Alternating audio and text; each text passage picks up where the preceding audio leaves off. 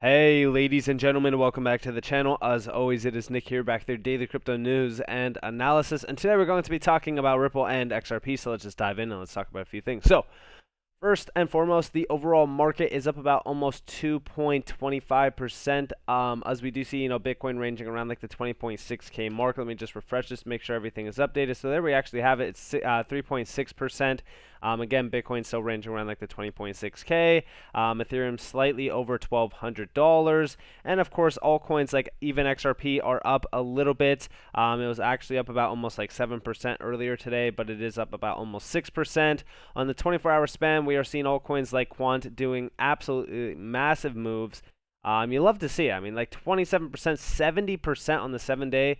Truly remarkable. And, even on the 7-day span, you guys do see like other altcoins up double-digit figures, which we also love to see. Now, I actually am expecting Bitcoin to continue to have this nice ride up. It looks like we are having a nice little relief run on Bitcoin. I'm eyeing the 22.5K mark before we have a nice pullback. We definitely have to wait and see what exactly happens going forward. But this weekend will most likely be volatile, and of course it is. Getting into Friday. Fridays are usually pretty rough, but who knows? Let's see how things go. But I do want to talk to you guys about a few things that Ripple has been posting. For an example, we do see here, as the rise of NFTs promise, practical use cases and applications across a variety of industries, we've only just begun scratching the surface of this burgeoning tech. And here we have this post. Now, I actually shared with you guys this post back in May, where it was discussing the ownership of songs, fractionalized ownership in general, as royalties around songs, NFTs themselves. But honestly, the use cases around NFTs, I think that a lot of people just really kind of look at them as like a blatant cash grab, just around like the art sector. But there really is a lot to this that we could really kind of outreach into. I've always said even real estate, things like that are a great market to really kind of start disrupting from the NFT side, just because fractionalized ownership has the possibilities to disrupt some major markets. Now, with this in mind, I do want to address a few things around NFTs actually with payments. So let's dive into that and let's actually look into this. So first off, just to kind of share with you guys the expansions that we have been seeing from Ripple's side around NFTs. We did see Ducati choose Ripple as a blockchain partner to launch an NFT.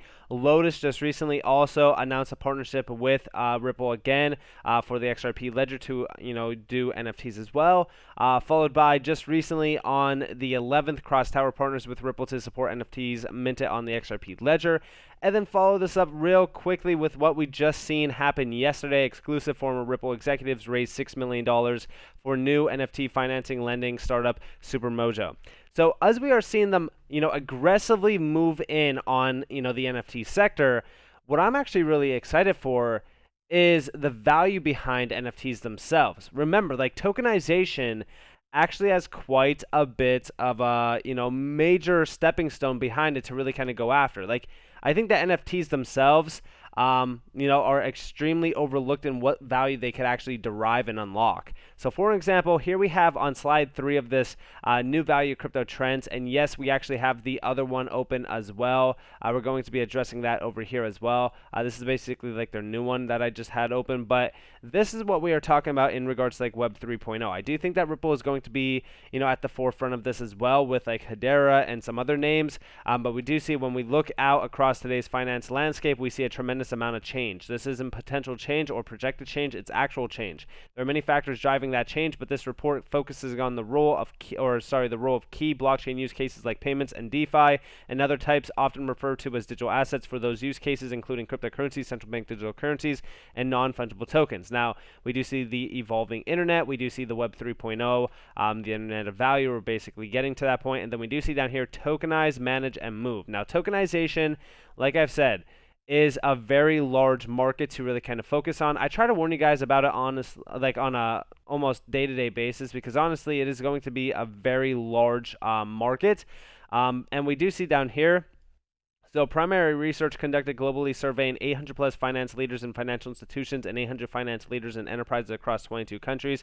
And they have, discussed this and did a few tests with a ton of other, major players, as we do see down here, them mentioning it, And here we have the findings. So first off, the big picture, there are high expectations within institutions for wide-scale adoption and impact of blockchain technology, cryptocurrencies, and central bank digital currencies. And then we do see, of course, NFTs making their stepping stone here. The technologies and assets are maturing, with more enterprises leveraging them in various ways, and more consumers understanding and owning both crypto and NFTs. Blockchain-based use cases and their related benefits continue to multiply at a rapid rate for institutions, governments, and consumers, as would be expected for what it is still relatively new technology. Lack of understanding and slow evolution of regulations in some jurisdictions are acting as key barriers to greater adoption. And here's the specific tokens around like NFTs themselves. Again, like I do think that them focusing on the NFT sector is very great, because again, like at the end of the day, a lot of like Ripple's use cases are pretty boring to the blind eye, unless like you really kind of look at the value behind these use cases. So getting into like the NFT sector, growing out that NFT sector is going to be something really kind of to watch for. I've said this even with Hedera, and we actually have been starting to see a major shift happening within the NFT sector around Hedera as well. But tokenization itself, because I know that like when we really kind of just talk about NFTs, like a lot of people just think that it's just like art, but tokenization is actually where things get a little bit interesting, because that's what true like NFT use case to me actually is. And we do see down here, we anticipate tremendous growth in tokenization, and we're not alone in making that prediction. The World Economic Forum, for an example, projects about 10% of the world's GDP will be tokenized by 2027, which is no big surprise, honestly, and we've gone over this in the past as well. But I just really want you guys to understand how large of a market NFTs actually are going to be. And I think that a lot of people just kind of overlook them because they think that it's a facade. But we actually do see over here, like up to 3 times more APAC consumers say they would, buy an NFT to commemorate an important moment than their peers in other regions. And yeah, like I think that NFTs are starting to get massively adopted just because of how cool they are. Like I think that like we look at the art sector, like the art sector is great. I think that like the art is so cool, it's great. But the real use case value behind NFTs are going to be like use cases that are kind of boring. But fractionalized ownership does show a very large impact in terms of like disruption. Like for an example, here we have music, collectibles, gaming, sports, arts, TV, movies, pop culture figures, and brand related. But again, like these are just like a few of the areas to really kind of look at. And of course, these are like the ones that, people are like most interested in. To me, I'm actually more interested into like real estate, because again, like the global real estate market is a $300 trillion plus market. So that's what I'm really kind of looking at. But let's actually take a dive in real quick on this new future report. So first off, this is 1,600 finance leaders around the world that basically came together to really kind of form this new report. This is just posted yesterday. Financial inclusion, more than 70% of respondents surveyed across 5 global regions believe CBDCs stand to deliver major social change within the next 5 years, with Asia Pacific ranking the highest at 89%. Specifically, 4 out of 5 regions see financial inclusion and greater access to credit as the largest potential breakthrough to be driven by CBDCs. And we also do see down here, Bhutan, believes its ability to deliver more efficient and cost-effective payments using a CBDC both domestically and internationally for things such as cross-border remittances can help the country meet its goal to increase financial inclusion to 85% by 2023. So we are seeing some very large moves here. And also, I do want to open this graphic over here just to kind of zoom in on it. So this is, of course, from Ripple. CBDC is the future of fiat. 1,600 financial leaders, 800 individuals, 700 blockchain and crypto developers. And here's payments leaders agree digital forms of national currencies are upon us. Percentage of financial institution respondents that see CBDCs as having significant or massive impact on business and society in the next 5 years. And here we have it. Business 83% from APAC, society 89%, Europe 64.79, Latin 82.78, North America 56.71, MENA 70 and 71%. It's all about the benefits. Here we have 44% enhanced national competitiveness, 43% payment system efficiencies, 42% foster innovation, new use cases. Then over here we have especially financial inclusion, right? So APAC, LAM, and North America, as well as Europe and MENA, all said 48% greater access to credit, 42% financial inclusion, 42% new revenue opportunities, 31% financial inclusion, and 42% financial inclusion.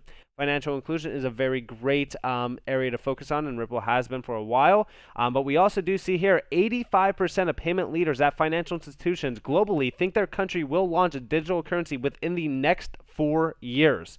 This is the time frame that we have been watching for, and we do see tokenization being a focus down here. Crypto and blockchain technology are rapidly transforming the way the world moves, manages, and tokenizes value. As we've seen with crypto, CBDCs have many use cases and new applications of the technology being explored. Those CBDC solutions that combine sustainability, interoperability, efficiency, security, and usability will drive most impact or the most powerful impact. And yeah, I think that we are getting to the point where we will see the major impact around a lot of these DLTs as well. Like, I think that the XRP ledger going forward is going to have a great opportunity ahead of it. And we also do see down here, settlements, or the Bank for International Settlements, found that 9 out of 10 central banks are now exploring CBDCs, up from 80% in 2021. Funny that we mentioned the BIS. Also, real quick, not to go off of topic, the BIS just listed Ripple with their CBDC solution on their G20 challenge for a major CBDC solution. So 90% of central banks are exploring CBDCs, and we know their potential to advance financial inclusion and the hurdles to adopting them. So it wouldn't make sense for again, Ripple not to be included on this list, but you love to see it. And these are the finalists of the G20 Tech Sprint. So love to see it. But also, going back to this, we do see down here, this tracks with another key survey finding highlighted in the infographic. 85% of leaders at financial institutions think their country will launch a digital currency within the next 4 years. And beyond financial inclusion, many of them feel this technology would deliver enhanced national competitiveness, greater efficiencies with their payment systems, and advanced innovation user, or more broadly. Ultimately, consensus of the potential for CBDCs to bring more inclusion or inclusive financial systems is clear. While there remains much more work to be done, many expect this transformation to be timely, and that we will begin to see the fruits of this transition before the turn of the decade. And I think that Ripple is going to be at the forefront of this. Like I said, Ripple has been in the targets of the BIS for a while as a major CBDC use case value. They have been a major player in the space for a while. And I do think that XRP will be at the forefront of a lot of their efficiencies. Think about it like this, right? You go to cross-border payments, you need liquidity. Where are you sourcing that liquidity at? XRP, right? So to me, XRP, with all of the use case values that Ripple has been focusing on for a while, XRP will play a vital role going forward. So this is why I personally think that XRP is such an incredible opportunity for us as well. But the utility around what Ripple is trying to do here is insane, especially when you look at the XRP ledger with NFTs. I think that that's going to be groundbreaking when you look at where we are headed with NFTs alone. I know that when we go over to the NFT sector over here and we look at the main assets, these aren't even really kind of scratching the surface. Also, we have to look at the chains, because Ethereum for the longest time has been the number one contender when it comes to NFTs. I do believe that Hedera right now is severely outscaling it and coming for its neck. I've just mentioned that in a video just from the other day. But if we could see the XRP ledger continue to build out, XLS20, I think XLS20 is going to be pretty fundamental for NFTs on the XRP ledger itself. But I could definitely see NFTs being a big thing from Ripple's side, and I think that caters right to the retail individual. So that's going to be an exciting use case. But also, we have been seeing some major updates from them. And a lot of these trends, we look at the trends that Ripple has been focusing on. We've always looked at CBDCs and the impact of them. We do see the impact on business in general, finance, society, and CBDCs is just tokenized currency, if you will. And tokenization is at the heart and soul of pretty much all of this. And in time, we are basically seeing, and we also do see payment system efficiency and stuff like that. But we are basically seeing the timeline being built out in front of us, or given to us, if you will. And again, these use cases, I think, are something pretty significant. I mean, 76% of financial institutions expect to use crypto in the next 3 years. This is from the report going back This was their 2022 report. I think it was like from February when we seen it, but this is going to be something interesting going forward. By 2025, I think that this market is going to change drastically, and a lot of these utility gems that we do talk about on a day-to-day basis, that a lot of people are saying, like, when is, utility going to take over? When is utility going to matter? Well, I do think that we are basically getting to the point where utility will matter. I think that by 2025, this entire crypto landscape is going to change drastically, and a lot of these tokens like XRP are going to be at the top of the list in regards to, like, value being held. So with that being said, I hope that you guys enjoyed this. If you guys did, definitely leave a like, subscribe, turn notifications on if you guys want more free content. You guys are more than welcome to follow me on Twitter and join the free Discord down in the description below. As always, up to you all. Have a beautiful day or beautiful night wherever you guys are in this beautiful world. It's been Nick. Peace out, guys.